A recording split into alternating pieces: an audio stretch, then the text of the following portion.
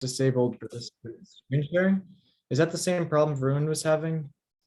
Like, is saying the host something with the host? Patrick, if you just make him a co-host, that should fix that one. Yeah, okay.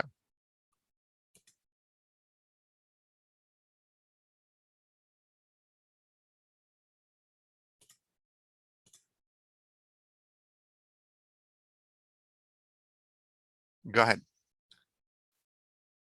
Okay. Yeah, I've seen you listed as co-host, so it ought to work. Yep, there you are. Okay, there it is. All right. Well, thanks. So my name is James Lombardi. I was a graduate of this program in 2011, back when it was the master's in analytical finance. Before that, I was an undergrad at Lehigh, but as the professor said, I'm working now as an actuary in the new product development area at John Hancock. Back when I was in your shoes, in this program, I knew I wanted to use models, spreadsheets, math to create different financial products. And that's pretty much what I do at this point. I lead projects to design new life insurance products, figure out the way to price for all the different risks that are included in it, all of the different guarantees that we're making. One of the things that I like about life insurance is the fact that because there's a long time horizon, it means that we have to put a lot of thought into developing every product and considering all the different risks, all the different levers we're giving to customers. Since if we make mistakes, we have to live with those mistakes for 30, 40, 50 years. That long period of time also means lots of time for account balances to build up, a lot of time for compounding of returns. So that's, we're able to spend a lot of time analyzing that. This may be a little less technical overall than some of the other topics today, but I promise there will be some numbers for the audience. When I was in the program, I remember learning about all of these different concepts, and they've all come in handy during my career as an actuary. I've given some talks to this audience previously, if any of you were around last year, about that career path, but today I'm going to be talking more specifically about one product, the equity, it's called Equity Indexed Universal Life. And this is something that I've designed several of these over the past few years. It's a very fast growing segment of the life insurance market.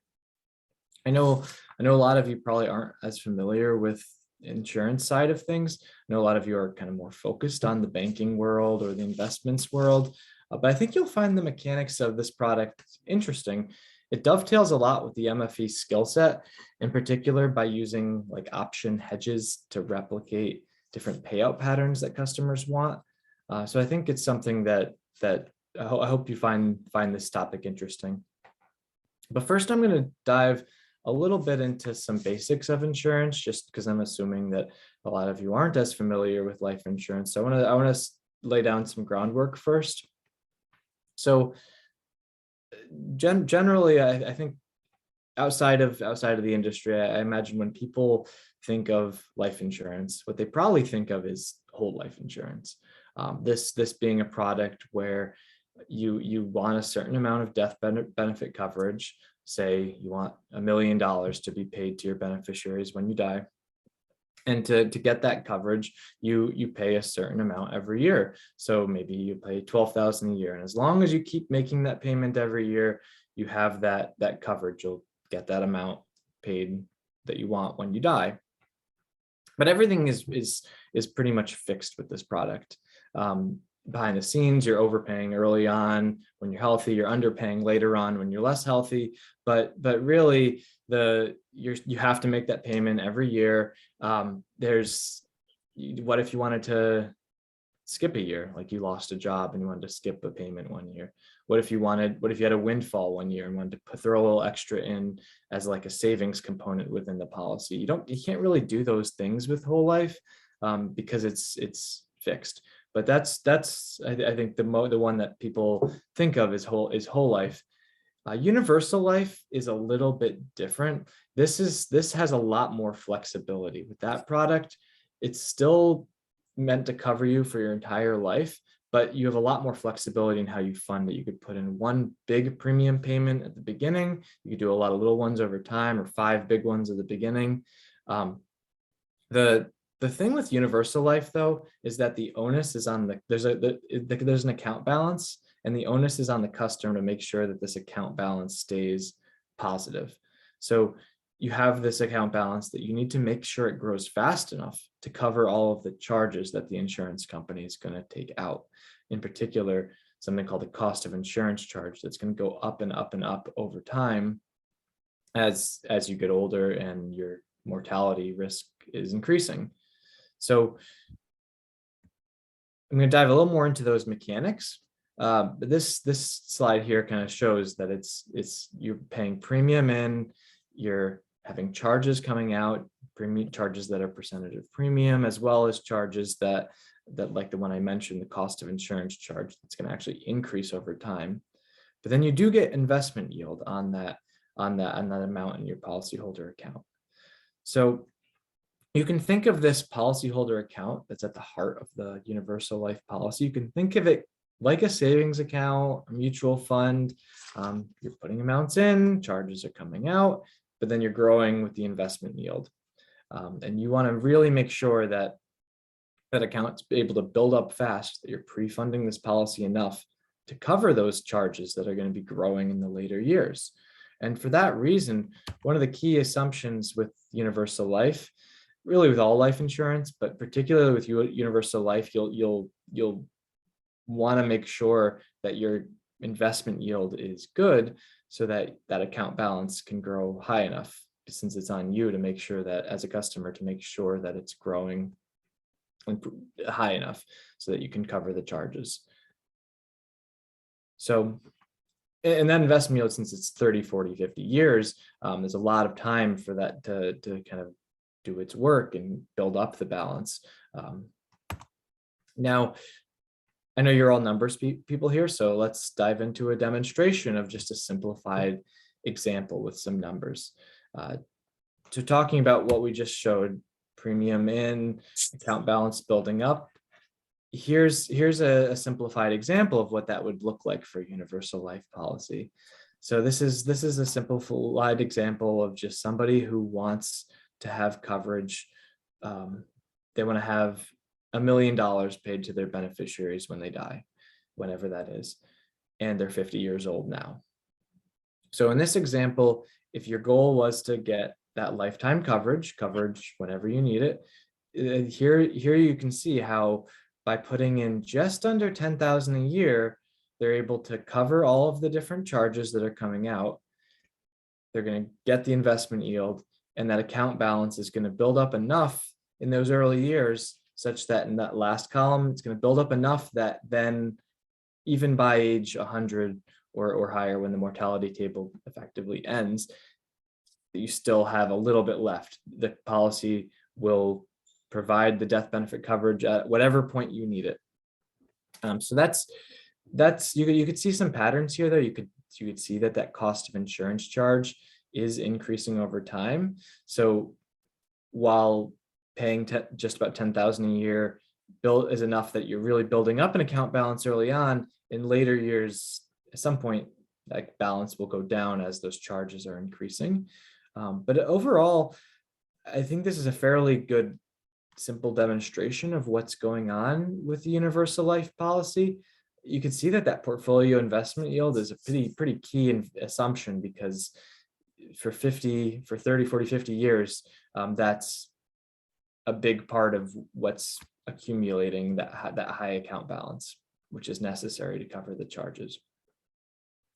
And this example here is assuming just 5% as that investment yield, which is somewhat realistic, because the universal life insurance, as it's been around for over 40 years now, when it first started off, the dollars you put into the policy, what you pay in, gets lumped with the rest of the insurance company's general portfolio. So your investment yield is going to be reflective of kind of the general insurance company's portfolio. A lot of fixed incomes, a fairly stable return. It's not going to vary a lot. So historically, 5% might be a fairly good estimate. And that's important to customers, because if you think that you're going to have to pay $10,000 a year to maintain your coverage as a 50-year-old, you don't want surprises like having to pay $12,000 down the road. You want it to be consistent. So that consistent portfolio investment yield is important, because that column is one that could bounce around a little bit. But many of us in this room are probably thinking over a 40-year horizon that the investments are being made, but you could probably do better than 5%. Many of us in this room believe that over the long haul, the equity market may return 7%, even 8% on average. And life insurance horizons are especially long. So let's say that instead of you paying that money in and it going into an account balance and earning 5%, what if you put it into an account balance, and that account balance was invested 100% in the stock market? That's basically what variable life insurance is. You have the choice of putting your money into different funds. So in this example, we assume 8%. Say you invested your money within the life insurance policy and put that whole account balance into an aggressive fund that's 100% equities, and you're assuming 8%. If that's the case, you can actually get to the exact same place, coverage through age 100, paying significantly less. Like this previous example, to get that account balance to stay positive, given the charges that are coming out per the contract, you had to pay almost $10,000. You assume 8% growth. Everything else is exactly the same charges coming out, but instead now you only have to pay about $7,000. So that's great. You actually can pay almost 30% less and get to the same place, same $1 million death benefit paid out when you die. It's a much better ROI, which is important because a lot of times these policies are being used as part of estate intergenerational wealth transfers, or just in general, everyone wants to have put in less and get the same. It's a better deal. But the risk, of course, is that if you put all of your money into the policy invested in stocks, the stocks may not go 8% up on average every year. You may have the risk of low returns, periods of bear markets. So this could be risky. There's this next slide is showing what if you did that same thing. You put in the 7,000 every year, thinking, oh, as long as it makes 8%, I'll have my coverage. But then stock market's flat. If it's flat, that 7,000 would not have been enough. You actually, without getting those big returns needed to pump up the account balance, you would actually end up lapsing around year 80 if you tried to just pay 7,000. So you'd then have to either put in more money or you'd lose the coverage. So that's definitely shows how putting your money into an 100% equity mutual fund within the policy can be risky, because there's that chance that returns are not as high as you expect.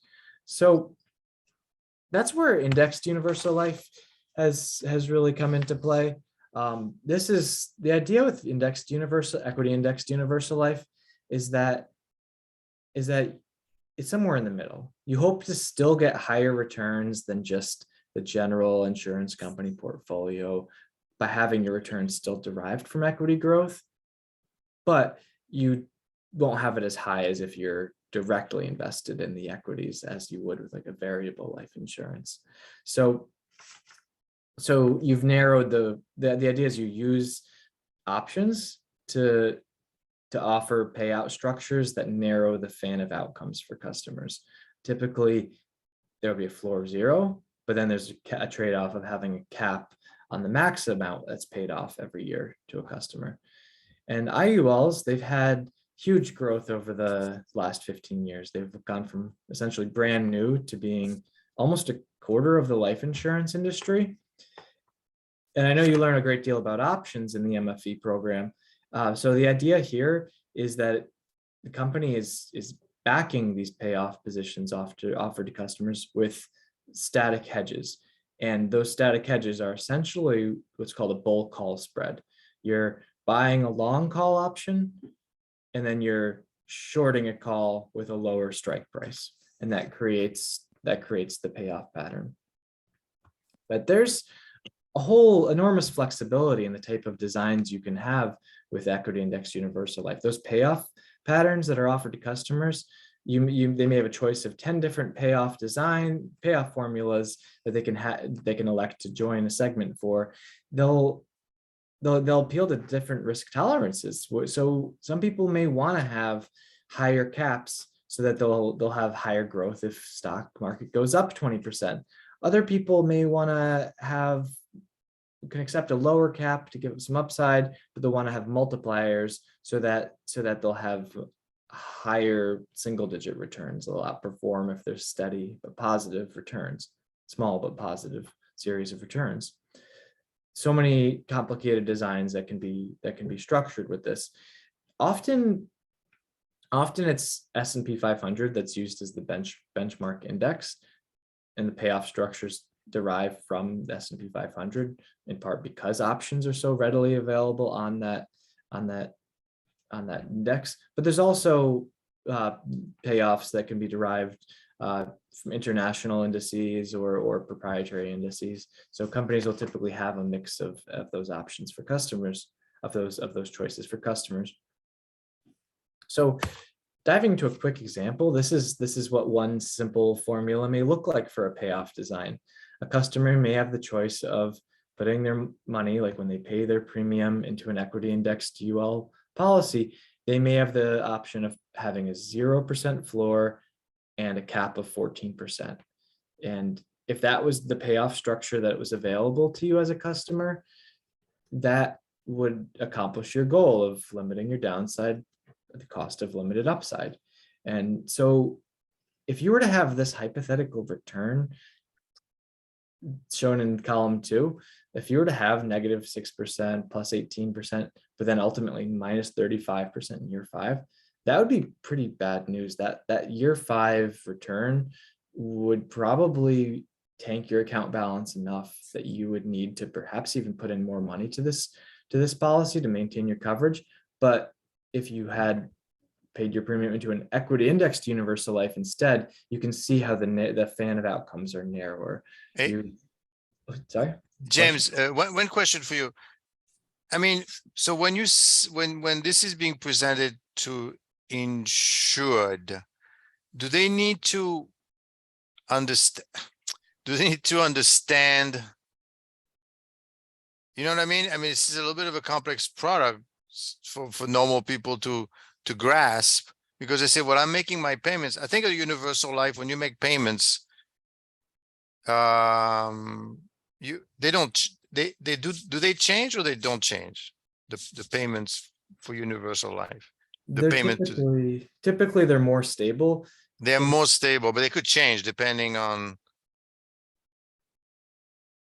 Because the universal life, it goes all the way to the end, while the term life is, okay, you want 20 years, 30 years, and you're assured of a payment, but it's only a fixed amount of time, while the universal is more flexible and allows you to invest or to get some money actually besides, right? The return.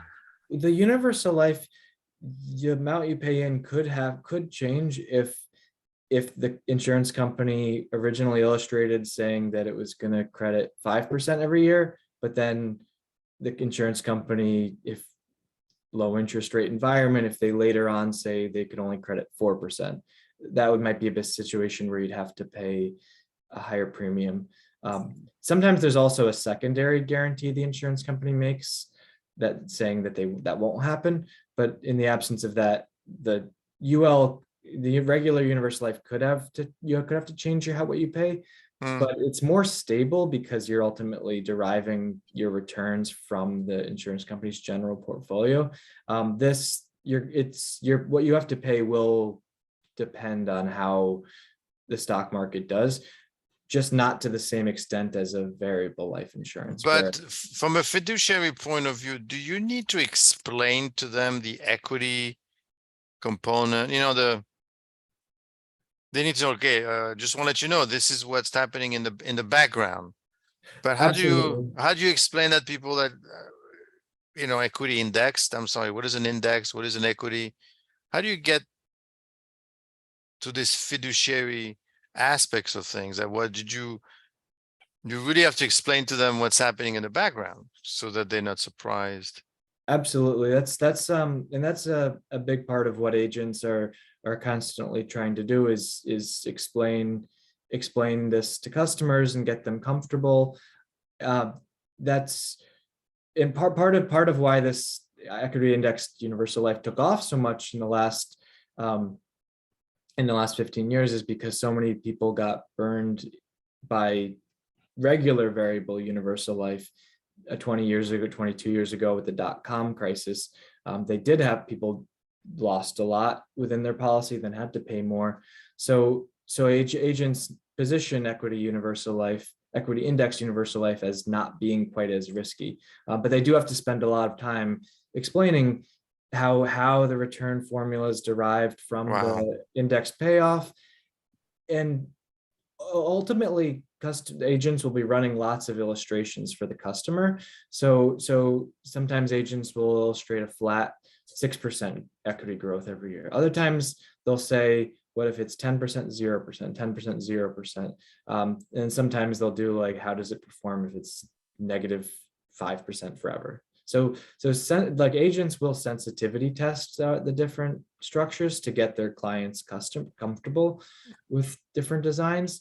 But the good news is that a lot of customers are willing to accept this complexity and this risk because the dollar amounts are large. So it's like if it's like a lot of the times these are large policies where maybe it's part of an estate. So they are comfortable ultimately with some equity risk. And do you get involved personally with, do you explain or present to the agent a little bit what's going on so that they could explain to other people, or do they?